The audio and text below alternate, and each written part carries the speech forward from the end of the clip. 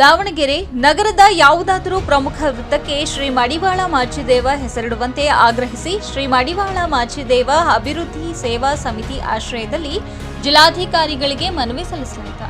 ಜಿಲ್ಲಾಧಿಕಾರಿಗಳ ಕಚೇರಿಯ ಮುಂಭಾಗದಿಂದ ಮೌನ ಮೆರವಣಿಗೆ ನಡೆಸಿ ಮನವಿ ಸಲ್ಲಿಸಲಾಯಿತು. 12ನೇ ಶತಮಾನದ ಶರಣರ ಅಗ್ರಗಣ್ಯ ಬಳಗದಲ್ಲಿ ಶರಣ ಮಡಿವಾಳ ಮಾಚಿದೇವರ ಹೆಸರು ಪ್ರಕಾಶಮಾನವಾಗಿ ಕಂಗೊಳಿಸುತ್ತಿದೆ. ಬಸವಣ್ಣನವರ ವೈಚಾರಿಕ ಪ್ರಜ್ಞೆಗೆ ಮಾರು ಹೋಗಿ ಕಾಯಕ ಸಿದ್ಧಾಂತದ ಮೌಲ್ಯವನ್ನ ಹೆಚ್ಚಿಸಿದ ಶರಣ ಮಡಿವಾಳ ಮಾಚಿದೇವರು ಶರಣರ ಬಟ್ಟೆಗಳನ್ನ ಮಡಿ ಮಾಡುವ ಮೂಲಕ ಸಮಾಜದ ಒಟ್ಟು ಮೈಲಿಗೆಯನ್ನ ತೊಡೆದು ಹಾಕಿದ ದಿಟ್ಟ ವಚನಕಾರ. ವೀರಗಣಾಚಾರಿಯಾಗಿ ಕಲ್ಯಾಣ ಕ್ರಾಂತಿಯಲ್ಲಿ ಜೀವನವನ್ನೇ ಪಣಕ್ಕಿಟ್ಟು ವಚನ ಸಾಹಿತ್ಯವನ್ನ ಸಂರಕ್ಷಿಸಿದ ಮಾಚಿದೇವರ ಕೊಡುಗೆ ಅನುಪಮ ಹಾಗೂ ಚಿರಸ್ಮರಣೀಯ. ಹಾಗಾಗಿ ದಾವಣಗೆರೆ ನಗರದ ಯಾವುದಾದರೂ ಪ್ರಮುಖ ವೃತ್ತಕ್ಕೆ ಶ್ರೀ ಮಡಿವಾಳ ಮಾಚಿದೇವ ವೃತ್ತ ಎಂದು ನಾಮಕರಣ ಮಾಡಬೇಕೆಂದು ಒತ್ತಾಯಿಸಿದರು.